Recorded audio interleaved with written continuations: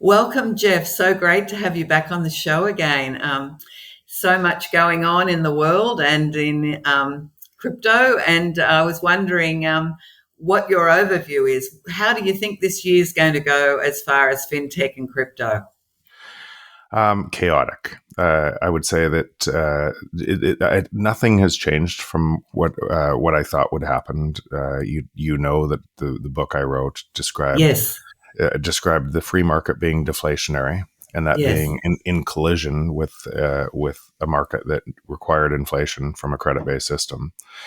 And from that really simple understanding, you can understand everything, all the next things that are going to happen and all the chaos that's going to happen in the world because of what I just described. So you have a centralizing system based on a credit-based system. Most people are feeding it with all of their energy.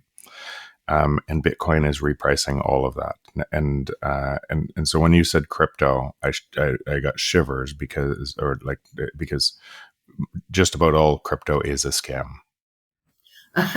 Oh, well, yeah, I wouldn't go as far as to say that, but Bitcoin's always been my great love.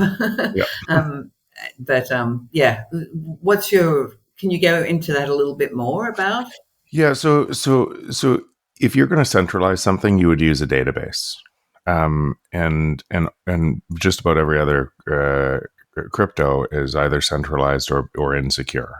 So the insight was something that was decentralized and secure and couldn't be hacked by the greatest governments or the biggest powers in the world, and so Bitcoin is decentralized, secure, bounded by energy. So because of that, it is pricing the free market. Essentially, every 10 minutes, there's a new block that can't be manipulated, and it's bounded by energy. So all prices in the free market, the natural state of the free market is deflation. We should have accelerating deflation because of the productivity gains from AI and everything else that we invent, and because we use the things that provide us more value.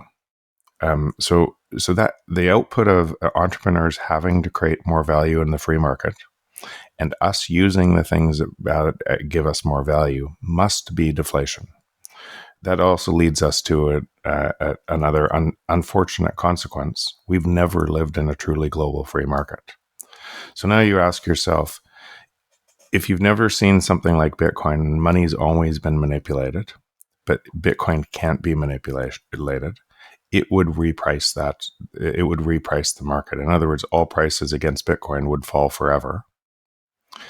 And it would just keep happening. So that's what Bitcoin is happening on Bitcoin. And then it's growing and it's a protocol, not a technology.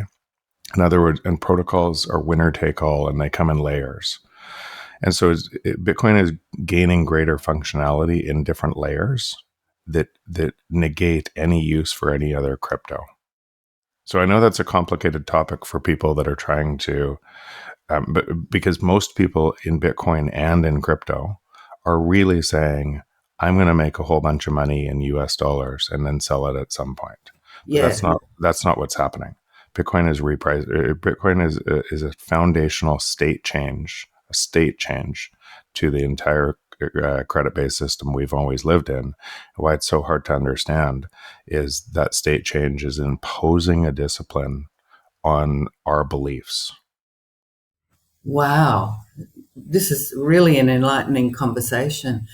So, could you tell me, like, the whole gaming of the system, everyone like wanting Bitcoin to go up in price, and it just seems like everyone's gambling in a way. Buy Bitcoin when it's low, sell it when it's high. Yeah, many people are, but what they're doing. So let's just Yeah. so let's just go to first principles. We Okay. know, I think just about everybody in the world knows that the money, the debt that they're sitting on, every single asset in the world, the debt is approaching $600 trillion if you count derivative exposure and the likes. Wow. It's 323 trillion according to the International Institute of Finance. Bank of International Settlements found an extra 65 trillion off balance sheet 2 years ago. So just the combination of that If you just think about that debt underpins every asset, underpins your house, underpins everything that you're doing, Right. and no one will let that debt collapse. So as Trump kind of rips out some of the structure that and fires people out of the government, Yeah. what all of those people bought houses, bought food, bought Yeah. electronics, but so what do you think is going to happen? It's going to create a deflationary spiral. That's what is happening in the stock market right now because it's predicting the deflation. At the Well, same time, I haven't studied finance all as much as I love fintech, but as soon as this started happening, I just thought, oh my God, there's going to be a recession, and I yeah. don't know anything. So exactly. So everybody knows that, but they don't know how bad that debt is. And if you allowed a recession, it would turn into a depression unless you Yes. printed a whole bunch of money. That's what happened in 2008. That's what happened in Right. 2020. And Right. so the entire global market relies on printing money, which is really theft. You don't vote for who prints money. You don't vote for how much is printed. And it shouldn't be measured from zero. The inflation shouldn't be measured from zero. It should be measured from the productivity rate that Right. should flow to you naturally from the free market. So in other words, that control system, doesn't matter who's leading the control system, whether it's Elon and Trump or Biden and team, it doesn't matter. That control system must print money. It must destroy money. And because why do you buy houses? You buy houses and you store your wealth in houses because a house used to be a utility, but now it's a store of value against a depreciating currency that you can't store your money in money. And so then houses and neighborhoods fail because people can't live in them anymore. They're investments rather than utilities. If you and that the consequences everywhere in our world. Yeah. But if you measure it from Bitcoin, you'll see house prices falling. You'll see energy prices falling. Like my house was 300 Bitcoin 5 years ago, and now it's 22 Bitcoin. It's measuring the free market. It's perfectly measuring the global free market, and it's stealing back the essentially the premium of these assets that are attached to other things, the monetary premium, because of a broken monetary system. Now, most people, like you just said, are going to sell that Bitcoin for a piece of paper. Yeah. Yeah. Right? So they're gambling with this. Yeah, they But, are. and they're gambling in other coins because they think that because they haven't done enough a deep dive on both the operating system that they live in or how Bitcoin has fundamentally changed things. So they're going through this process of misunderstanding this first time we've ever had money that could be a global connected network without cheating. Yes, that's what I love about it. Yeah. Yeah. So, why would Trump and why would he do this? Why would he set this up, this great disaster? What's the reasoning behind it? It's not him, it's you, Oh, when I say this, it's going to hit really hard to a whole bunch of people, and I'm sorry no, but that's okay. yeah, but here's what it is: we wouldn't let the system fail. Yeah, If the system so there's only two choices: print tons of money and right, centralize more, right. or let the system fail. No one, you included, will let the system fail. As prices fall, Yeah, you'll beg for more printing as banks start to fail, yeah, and your money isn't actually there yeah, because it's a credit note that's hinged to it. You'll race and you'll yell at people within the system and say it's this person's fault or this person's fault, and all of this is just window dressing. You're making we are all not you, but we make the system stronger by our actions within it. So if we say we want productivity to flow to us, yeah, if we say we want a free market, yeah, that is deflation.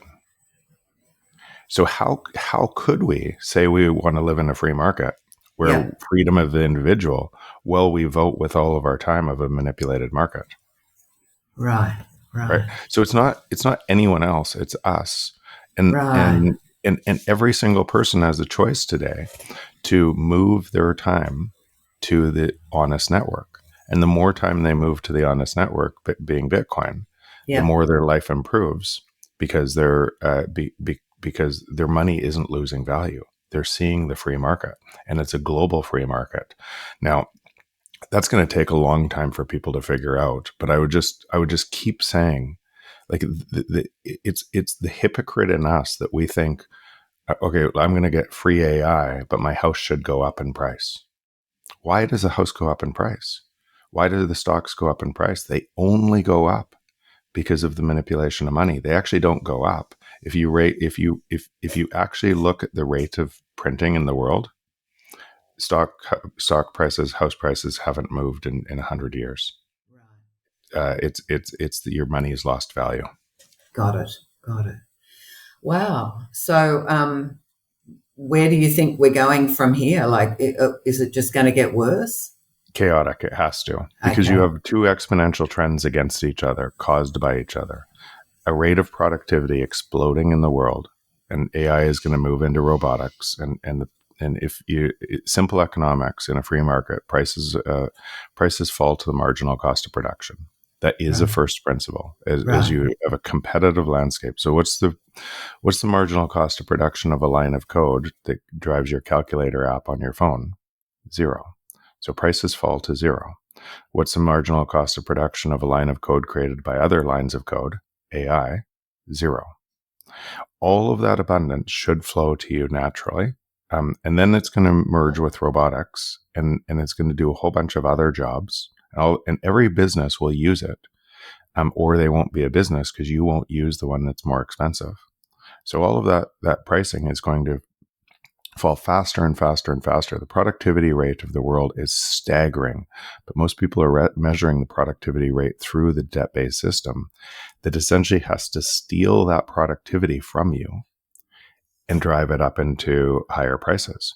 So what would the world look like if you were afraid of your job being lost, because you should be, because the productivity rate's improving and the AI is going to do your job better than you. And all prices were rising exponentially because you lived in a control system. You would feed that control system with fear. You would think somebody else can save me, and you would feed it. And so what you're seeing in the world right now is a perfect mirror of this, what I just described, with people making the system worse by their actions within it. So will it get worse? Unfortunately, it's going to get a lot worse. Wow. Wow. That certainly gives pause for thought. And maybe this is why this is important. It doesn't have to get worse for you, and it doesn't have to get worse for anybody you love, because if Right. they understand Bitcoin, they can move their time and energy to it, or hold it in self custody, and they Right. have the first non-counterparty risk asset in the world that's ever existed. Has zero counterparty risk to the other system. And they can hold it outside that other system. As they learn it more and they understand the free market exploding there and what else is the opportunity, Yeah. instead of seeing despair, you see hope. Right. Right. And so, I guess then the other question that I was going to ask. So it's a good thing that Trump's taken power, and that the whole crypto scene has been given more freedom. I don't know. So when you said crypto again, I don't think that Trump totally understand. He doesn't understand Bitcoin, No, right? Yeah. no, of course not. This is get votes, consolidate. He made some money on ETFs at the very end of his first reign. So Yeah. yeah, So that's the only reason. and and I choose not to. And for me, I choose not to. But how many people, and if we're being honest, how many people actually understood what I just talked about, right? So I wouldn't expect. Exactly. I was Yeah, struggling, exactly. to be So honest. I wouldn't expect Trump to know this No, today, but he no. will in time. And some people around him do understand. Right. So a very, very small portion. Some are still trapped in crypto land, which is normal if you're going through all of it. Let's go. I'm going to go back. Yeah. If this was the first time in 3,000 years humanity could ever have a decentralized, secure protocol bounded by energy, in other words, money Yeah. has always been cheated. And that means we'd always lived in a control system with some people winning more. So if you were inside the country of the control system and it was exploiting other countries, it would appear to you as a free market, but it would not appear to somebody else being exploited as a free market. Right. So this has happened throughout the ages. Sun never sets on the British Empire was that, right? As they exploited other nations for their and the rise of the U.S. was to stop that, and the fight against Europe and the UK was that was the rise of the U.S. Constitution, a Declaration of Independence, was that to allow people to be free. Who came over? All of the people from Europe who weren't at the top, right? Well, that's a huge question to me. That all of a sudden now they're the enemy almost. But the whole country is European people. to be free, and free, and the free market produced way more ideas, way better, which created a way more productive economy than in Europe, which created the superpower of the U.S. And then U.S. co-opted money to be able to now be the control structure for the world. And through the control structure of money, they export the inflation to all other countries. And it creates this and that game has repeated over and over through history.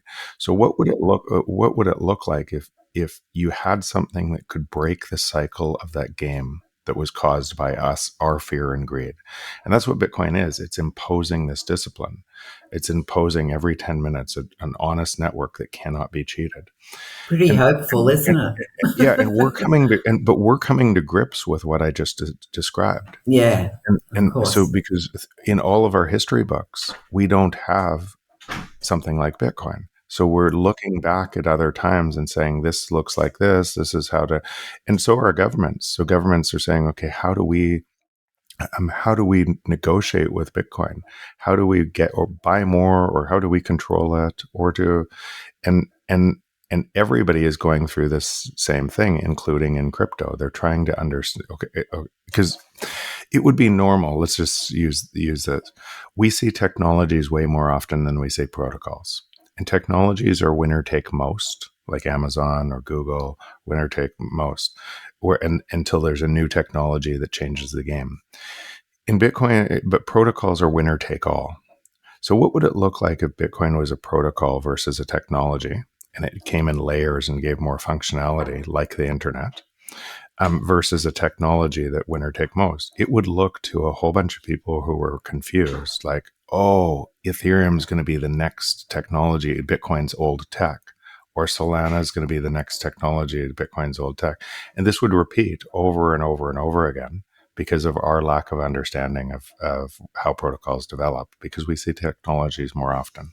So all of I guess what I'm getting at here is this is a really confusing topic.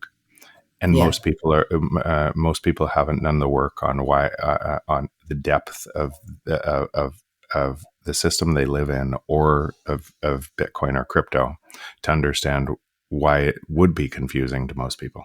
Yeah. Well, I have to say that when I heard about crypto in 2008, I had a business in Dublin. I just must have intuitively felt like it was like the great white hope and have followed it ever since, and tried to support the fintech community. But really, talking to you now, I'm like, I know nothing. And really, it was just my intuition about Bitcoin that has kept me holding on.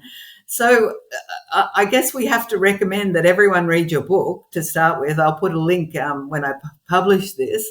But gee, can I ask a couple of really mundane questions? Anything you want. How does Canada feel about being the 51st state?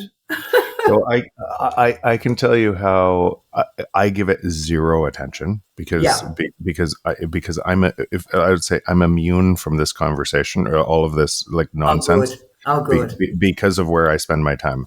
Yeah. But how does Canada feel generally? Oh my God, every conversation how mad people are and what does it look like? Yeah. Um, and what this is why I said before, we give the system more energy, right? As it Yeah. steals ours. And Yeah. all of these conversations, if you realize that every single conversation here Yeah. is one of manipulation of money and the centralization because of the money, Yeah. then Yeah. you can see that control system has to do these things. Mm. Not it might do these things. It must try to do these things or fail. And so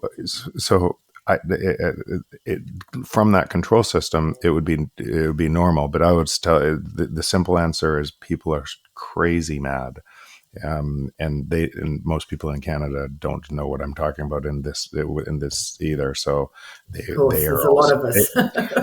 but they are also giving more of their strength and energy to a system that that they don't know how it works, and it's Yeah. just stealing their energy.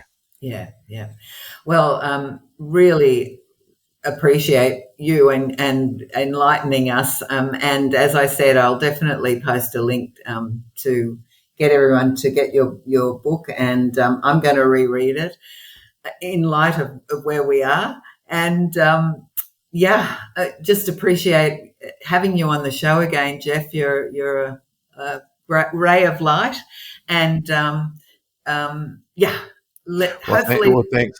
One thing I would, if you could put in the show yes, notes too, because in my book I only talked about Bitcoin. It was one paragraph at the end because I yeah, realized people needed to understand the problem before they understood the of solution. course, of So course, if you want to go deeper on kind of the protocol and what Bitcoin is, like in really deep, yep, to be able to challenge kind of crypto and from a first principles standpoint.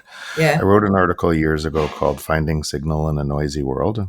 You can find it on my website. I think But I linked to it the first time we had an interview. Yeah, I'll yeah, do that again. read that one again. That's going to be important for where we are. Okay, fantastic.